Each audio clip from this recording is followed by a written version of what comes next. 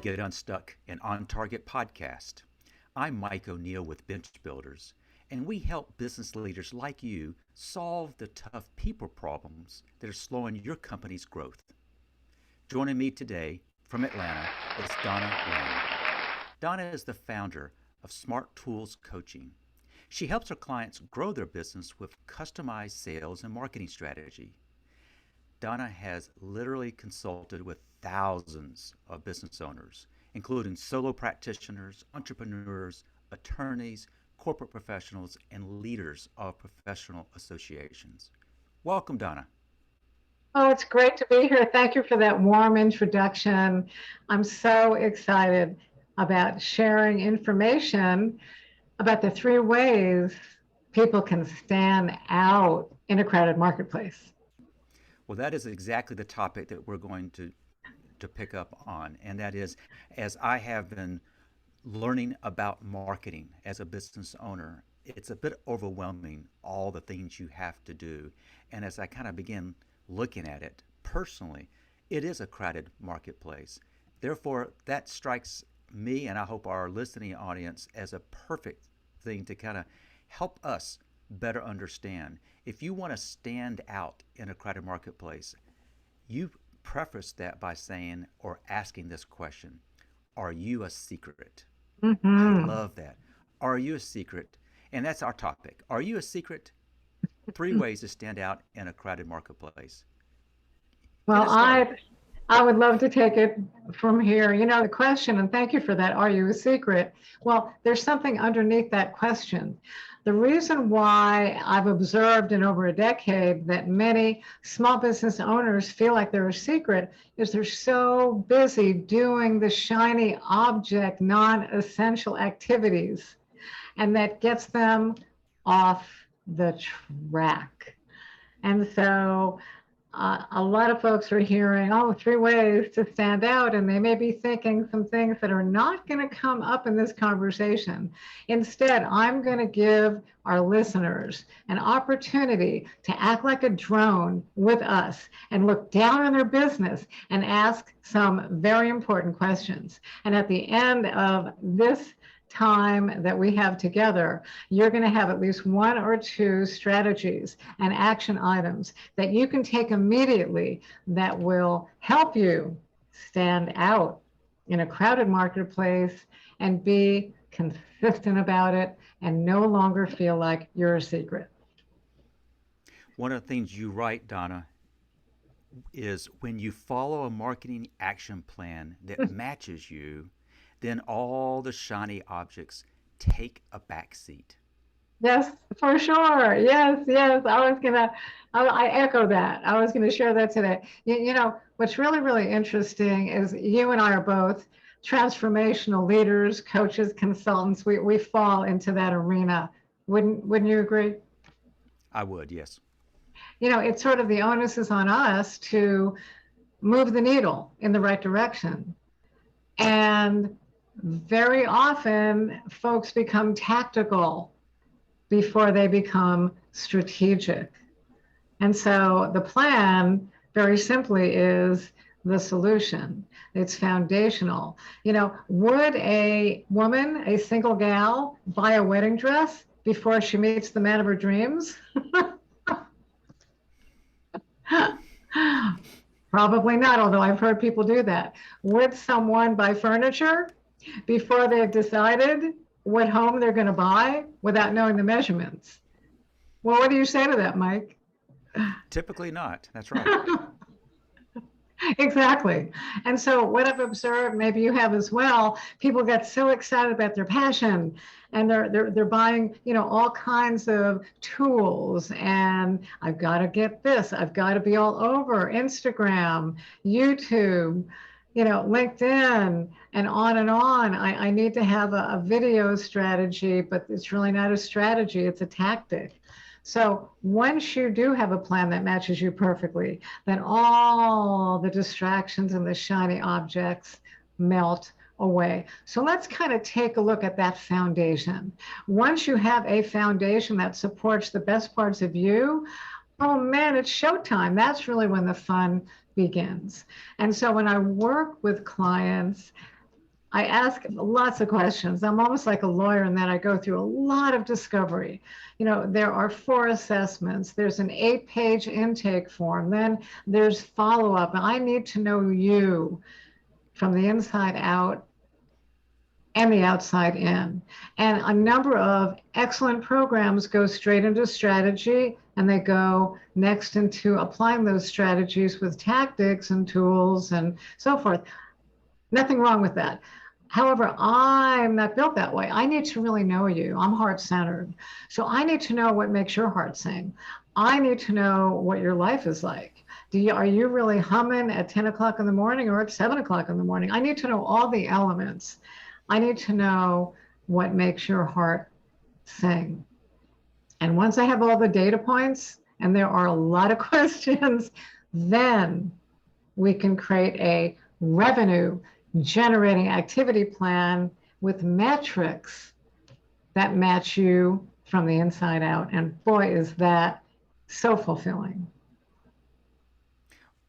We can hear in your voice, we can see in your eyes how you kind of light up when you begin talking about the approach you take, and that you start with the heart, but you back up everything that you are talking about with metrics, and that kind of would be more of a head type thing. So you've got a very balanced approach, but it starts with the heart. You said that we were going to maybe step back and look at how to stand out in a crowded marketplace, but the perspective you're going to take us down is that maybe like a drone. Did I hear that correctly? Exactly. Yes. Walk us through that. So when you kind of remove all the moving parts and kind of put them on hold, and like a drone, you're looking down on your business, then you have an opportunity to look at your business through the lens of what really, really is fulfilling to you. And you also can look at your business through the lens of logistics. What actions and tasks match you? For example, a lot of folks don't particularly care for business development and marketing. They want to take that off their plate and put it on my plate. I love business development and marketing strategies. Please put it on my plate. You'll see that when you're looking down on your business. Where are you going to shine, and where do you feel like you are stuck in quicksand? And it's really important to know what to take on and what to delegate. That reminds me of the book that I'm reading now that many have already read, Who Not How, by which, if I understand the premise of the book, business owners in particular tend to focus on the how. They try to become experts in everything. And as a result, they miss the point. They don't pursue the things they're naturally gifted in. And as a result, they're not taking advantage of the who's. You being a who. And that is, you not only are good at what is it we're describing, this is your passion. So when someone comes to you and asks, you're doing them a favor, and obviously they're doing you a favor because you get a chance to do that which makes your heart sing. Yeah, it's vital. And that's where the energy is. That's where the conviction is. That's when you're talking to someone, and I'll give you a choice A or choice B. You're talking to a prospect or a potential referral source. A says, yeah, I've been doing this for 10 years and I help lawyers and small business owners succeed. B, I've been helping lawyers and small business owners succeed for over a decade. The most important thing about that is I get to see them transform. They're happier, they're more confident, they make more money with less effort. I love what I do. Yeah, I love B, and obviously it shows. So let's go back. You've encouraged us to begin thinking of our business from the perspective of a drone looking down. And as a drone gets higher and higher, that perspective gets clearer and clearer. So you first are challenging us, the listener, and your clients to get that perspective. What are those things that they are spending their time on that they just shouldn't? Please keep going with this. Yeah, thank you for that, Mike. There are 3 chunks, and then I'll unwrap each.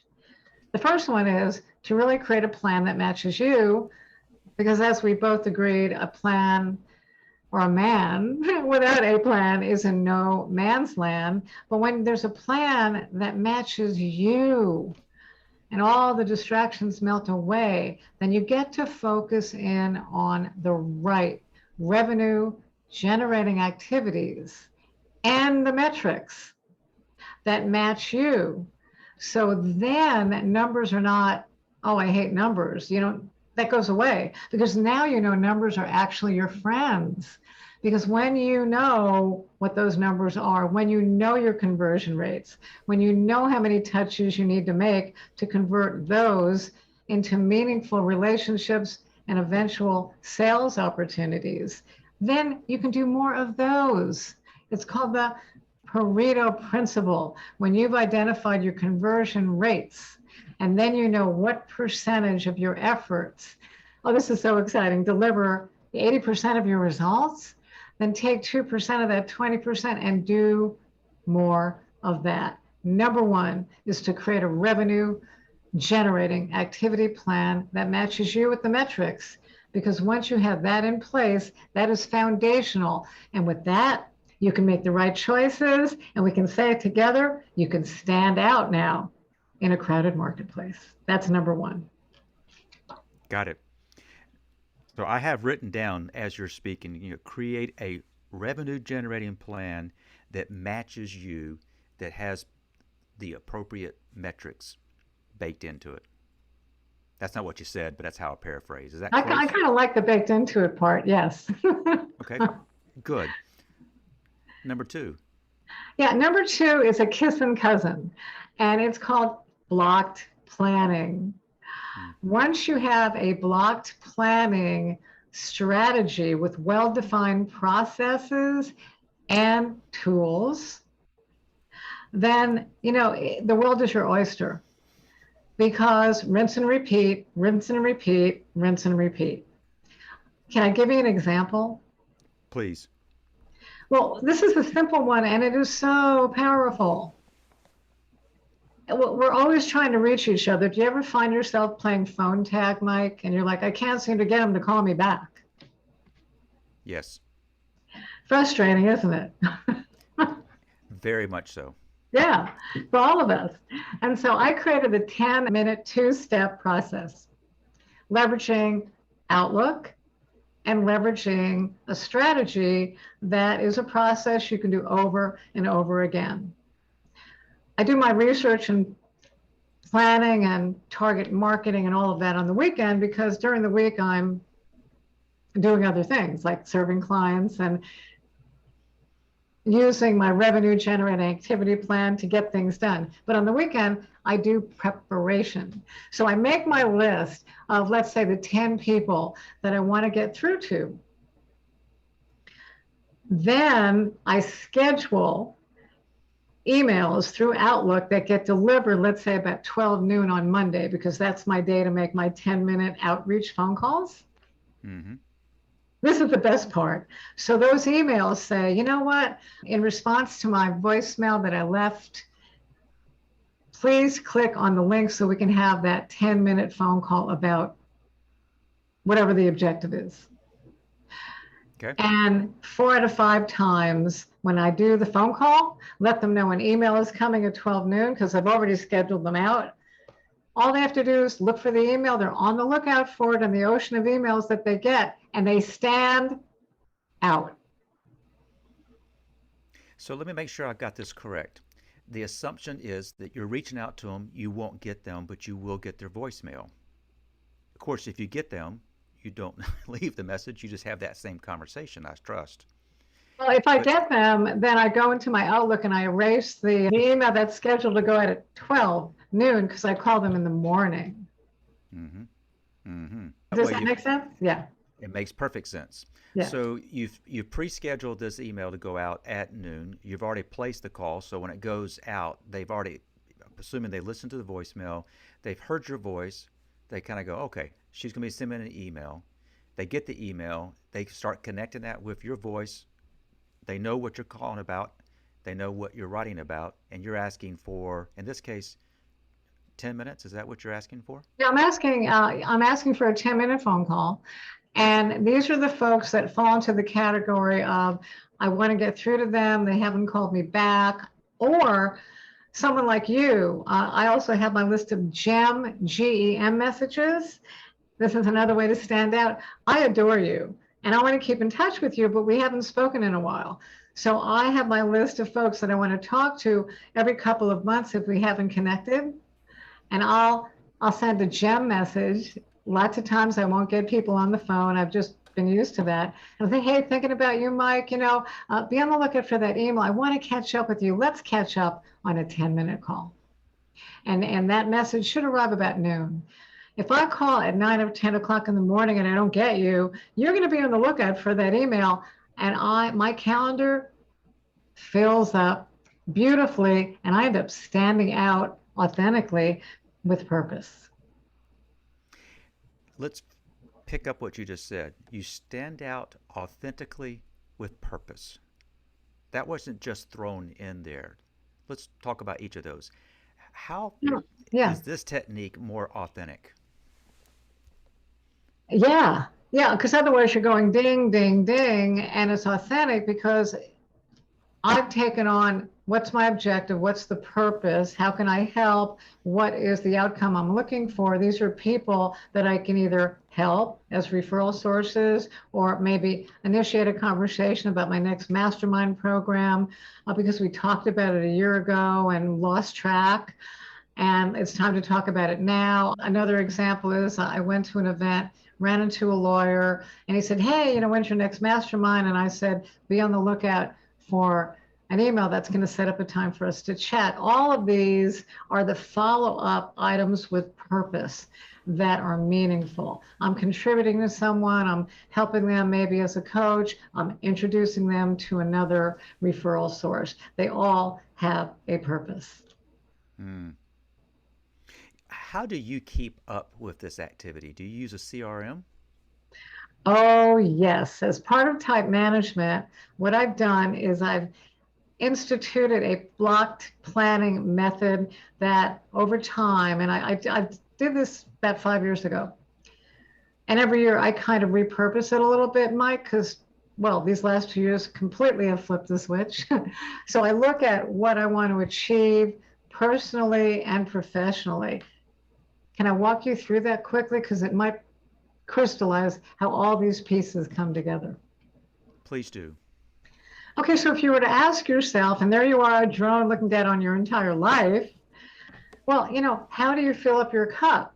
And a lot of my clients, including myself, pray, they have their gratitude journal, they exercise in the morning, they plant what I call fresh seeds in the morning. So let's say from 6 until 8, you give yourself 2 hours to do that. Then from 8 until 12 is when you do your revenue generating activities. You basically slice your day in half. Revenue generating activities, the calls, the networking, LinkedIn, all the things that have been defined in your revenue generating activity plan that are designed to move your business to the next level, right? Okay. Do those in the morning from 9 until 12, and then cluster like activities together. On Monday, between 8 and 10, I do my 10-minute calls. Between 10 and 12, I have other blocked activities, which are my sales calls specifically. Make sense? It does make sense. Now, this is matching your energy level. Are you typically more energetic in the mornings? Okay. If that is the opposite for someone listening or watching this, do you suggest that they just reverse that and do that in the afternoons? Oh, yeah. That is such a big component.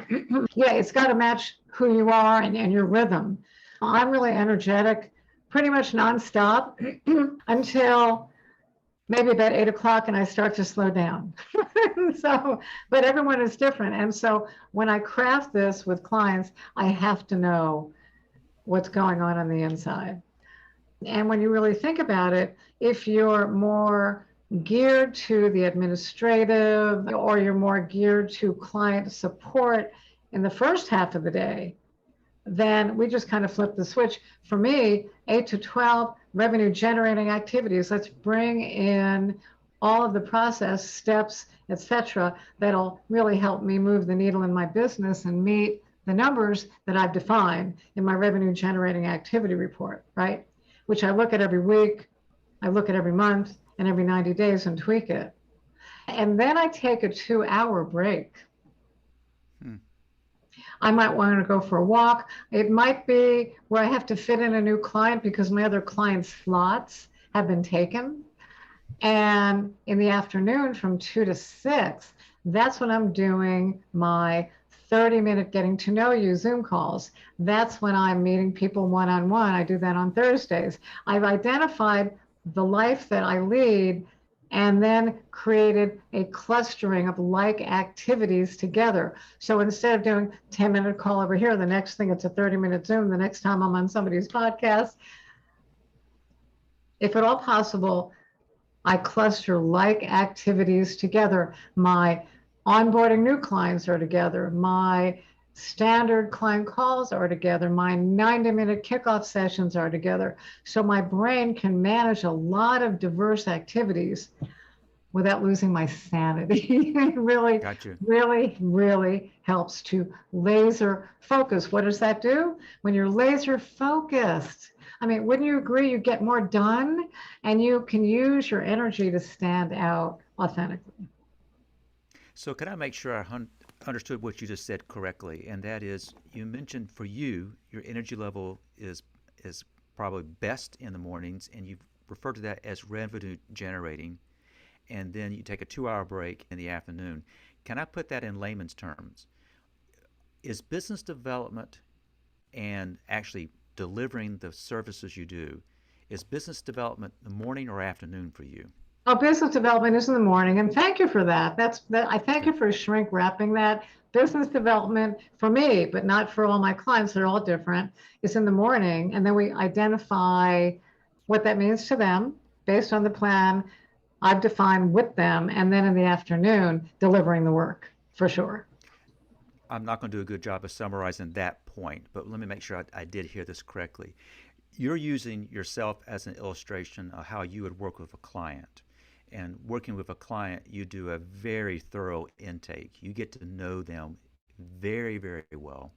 And as a result, you're able to give them almost a laser like plan. You can together build this plan, but you operationalize this plan. And that is a plan that matches you, that also is put on a calendar. And that calendar is not just calendar slots. You're saying, if you have a higher energy level in the morning, which of these activities do you need the most energy? And I suspect you put them in there. But then what you're encouraging us as listeners is that when you've got a feel for that, it's best to group those activities so that you're not bouncing from activity A to activity Z, but you know in the mind that certain days of the week, you mentioned Thursdays, certain days of the week, typically, if you can, you set aside for certain activities. Does that give you more of a sense of, quote, control? Because you're slotting things based on who you are, your energy level, and that gives you, does it give you a sense of rhythm? Yeah, I mean, you nailed it exactly because when you're not distracted, I'll tell you what, one of the questions I ask is where are you leaking your energy? Mm.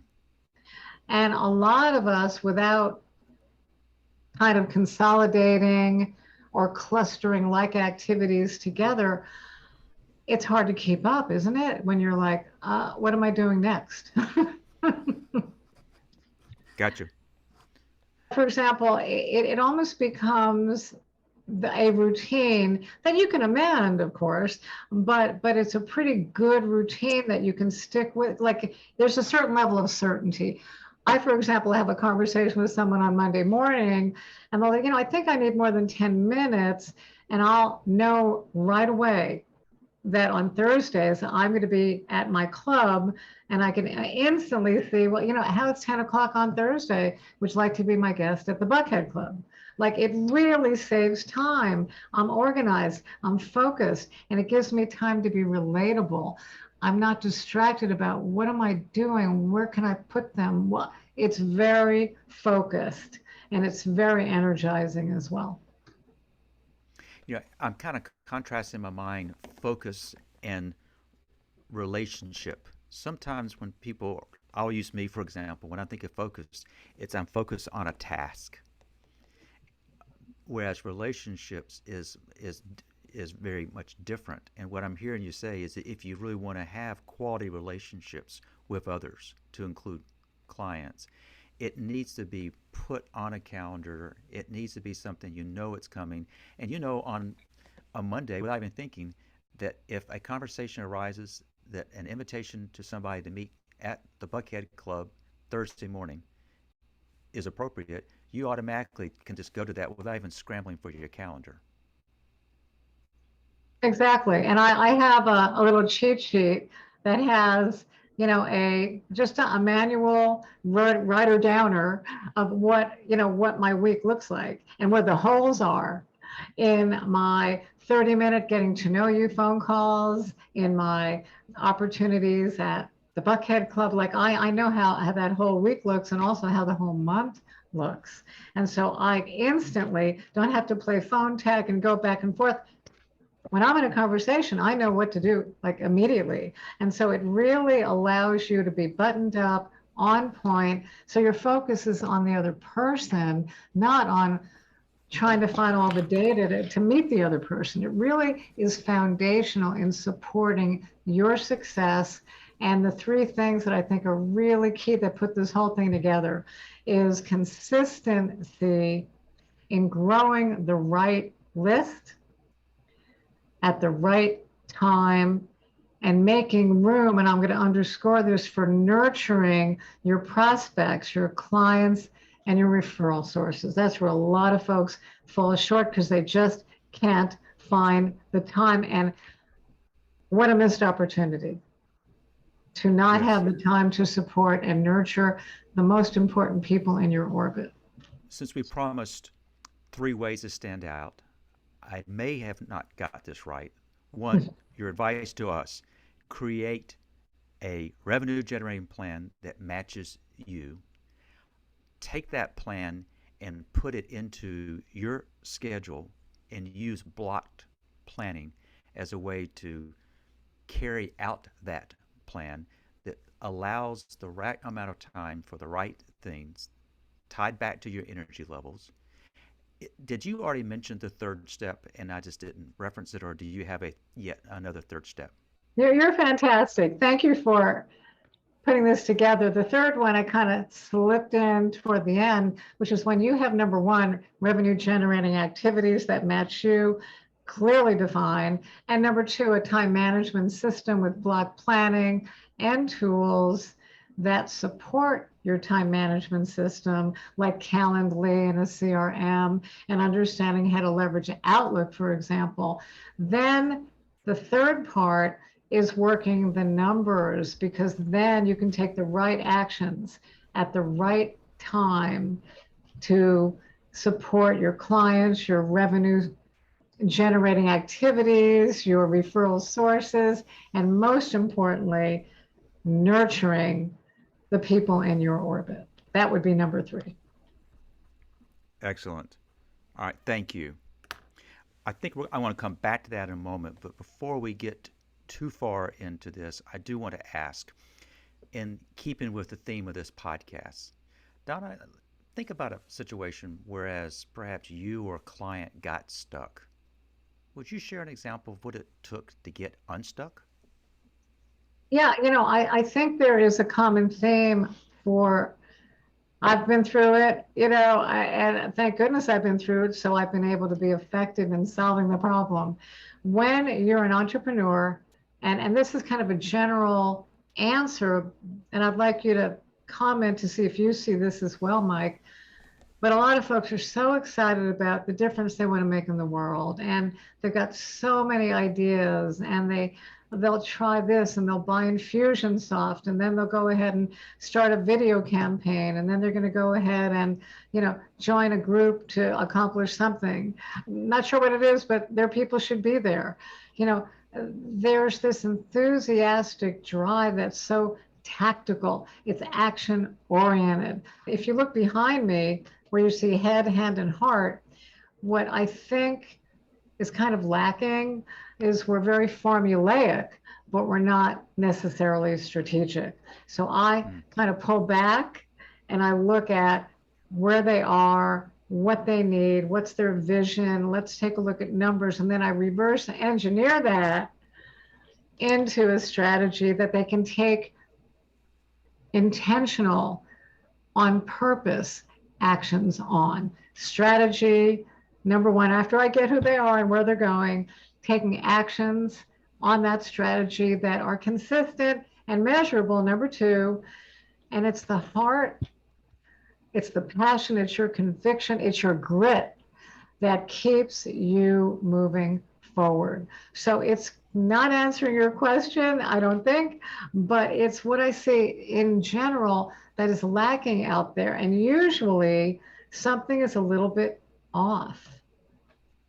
And they are stuck. They're not experiencing flow or momentum because they're kind of splintered.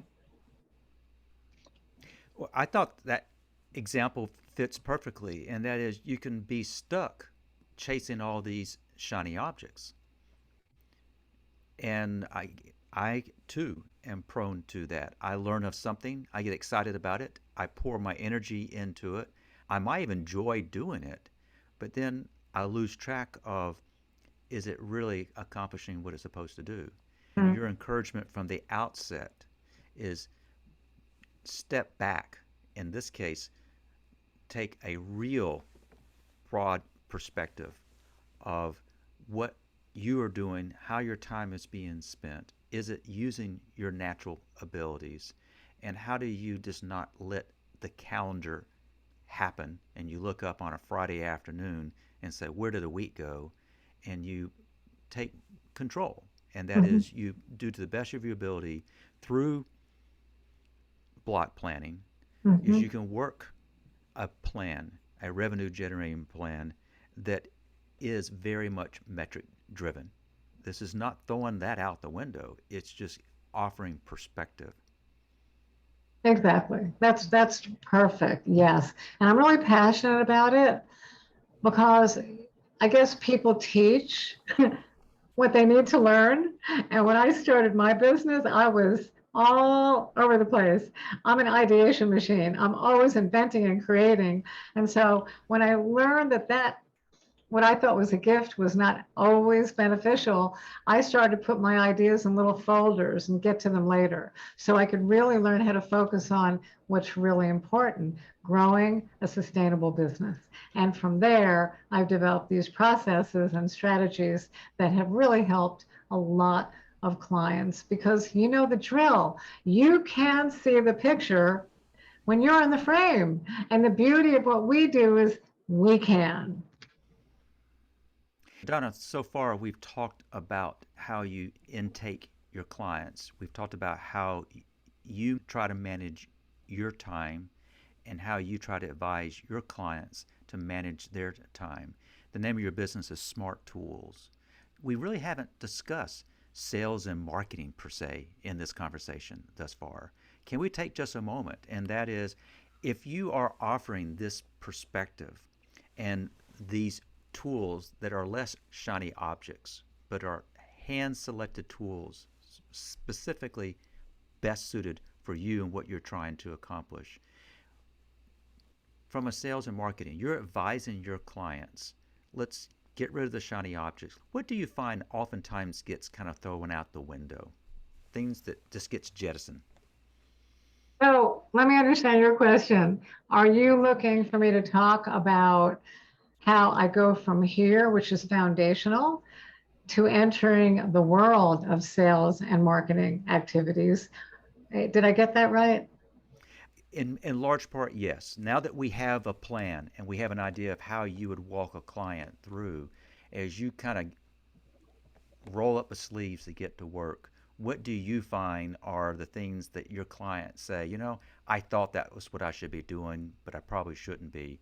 Do you see themes of things that get put aside because they're not really aligned to who they are and it's not working? Oh, it's remarkable.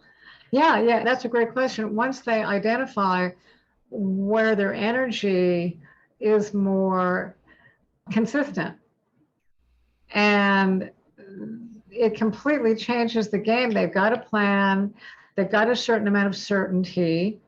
Not all of us are built to need certainty. I like uncertainty, by the way, but that helps me out because I'm very kind of spontaneous. I like I'm comfortable in front of groups and speaking and all that stuff. So I don't need to be all buttoned up before we're doing something like this. So I don't need that kind of certainty. But I think the beauty of certainty, to the degree that it gives you a foundation, frees up time, gives you more focus to concentrate on what you really need to concentrate on. And then we can talk about sales and marketing strategies. How many touches? Who are you touching? What are your top of mind marketing strategies? How are you going to get that research? How are you going to plan ahead? A really good example is, what is your strategy when you go to a networking event? Most people don't have a strategy. When I go to a networking event, I ask my clients, we're going to this networking event. How about if I'm your wingman or woman? Let's come up with a strategy.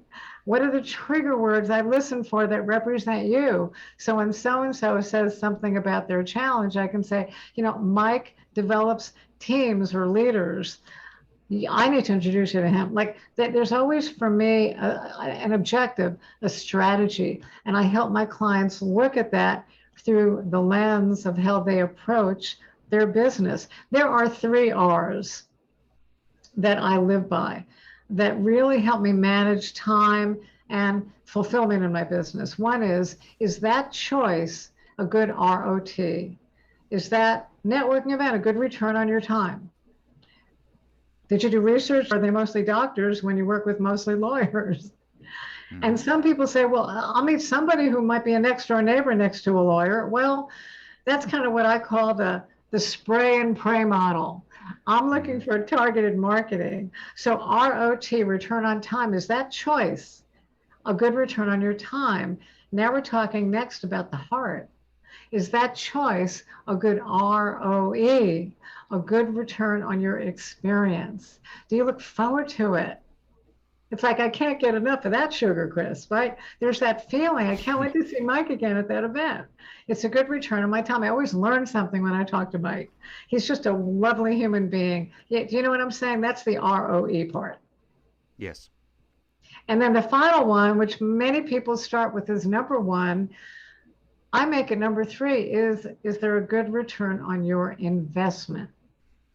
Is that investment going to really give me a good return when I go to that event to learn about whatever, right? Is it going to be a good return on my time? Is it going to be a great return on my experience? Am I going to be able to walk away with the knowledge sharing that I'm looking for regarding this particular topic?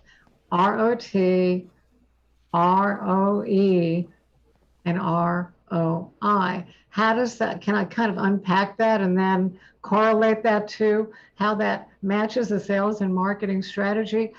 Every choice we make needs to be measured. And this is one way to measure it. And then you can look back and go, I'm fully loaded. I've got my metrics. I'm looking through the lens of ROI, ROT, ROE, whatever order is relevant. But the best part is when you have the numbers, how many touches, what is your conversion rate? Then you've got the Pareto Principle, which is that 80-20, and you can say 20% of my efforts delivered 80% of my results. That's when you can continue to fine tune and amplify the right kind of sales and marketing strategies that match you. Donna, I can see why people would seek you out. You have a unique blend of how you look at the world, operate in the world, and how you help your clients do the exact same thing, is you kind of reflect on our conversation. We've covered a lot of different types of things. What do you want to be takeaways? My mission in life is to remind people how powerful they are. And when we're racing through life, we sometimes forget. And I'm very passionate about helping people shine. Some of the assessments I offer, which is part of that upfront, fully loaded, let me get to know you strategy, help clients really own their strengths and their values. And once you have that, well, once you have those, I call it that your inner game defined, you're really unstoppable. And so I really want to remind people that they are unstoppable, to align themselves with a coach like myself, an absolute wonderful mentor and leader like Mike. Like, find someone who you can align with, who can help you amplify the best parts of you so you can meet and exceed your mission with heart. Don, I've had a chance to meet a wide variety of sales and marketing quote experts. None until today has explained their approach the way you have, and that is putting the emphasis on the client, understanding the client, but you also are helping the client better understand themselves. And if they understand themselves, then they're in a position to begin thinking, how can I be most helpful to others? How do I go about? And I can see why people would turn to you for a more holistic approach Mm-hmm. to sales and marketing. Donna, thank you so much for your time and your passion. I loved it. I loved every moment of it. Thank you so much. I've really enjoyed spending time with you. Thanks, Mike. If if folks want to connect with you online, what's the best way for them to do so? Well, they can find me on LinkedIn, Donna Lang with Smart Tools Coaching. You can go to my website, smarttoolscoaching.com. Love to have a conversation. You have an opportunity to go ahead and schedule that. You can click on the link on my website that invites you to do so. And I just really want to say that I'm really passionate, especially today, to remind people that we all have value. And once you've identified that and you own it, like I said before, you become unstoppable. And when you have those days where you get stuck on occasion, you can get right back on track, because self-knowledge is the gift that keeps on giving. And that is my final quote for today with you. That's beautifully said. Donna, thank you. My pleasure. Thank you. I also want to thank our listeners for joining us today. Every Thursday, we upload the latest episode to all the major platforms. So if you haven't already, please subscribe. I've got a question for our listeners. Are people problems keeping you up at night? If yes, let's talk. Head to bench-builders.com to schedule a quick call. We'll explore ways to help you solve those nagging people problems so you can again focus on growing your business. So I want to thank you for joining us, and I hope you have picked up on some tips from Donna that will help you get unstuck and on target. Until next time.